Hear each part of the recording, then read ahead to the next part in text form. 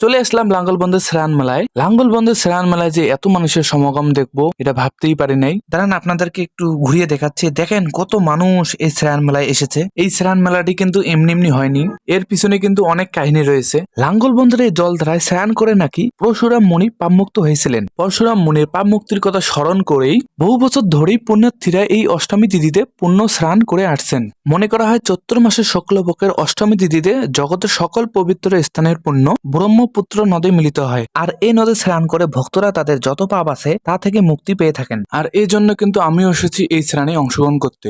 একটু পরেই কিন্তু আমি স্নান করতে যাই। স্নান শেষে চলে আসলাম আবার মেলাতে। মেলাতে একটু ঘোরাফেরা করতেছি, দেখতেছি যে কোন কোন দোকানপাট আসছে, যে কি কি নেওয়া যায়, এই জন্য আমি ঘুরে ফিরে দেখতেছি। লাঙ্গলবন্দের মেলাতে কিছুক্ষণ ঘোরাফেরা করার পর চলে যাব আমি বারোদি লোকনাথ বাবা আশ্রম। চলেন লোকনাথ বাবা আশ্রমে যাওয়া যাক।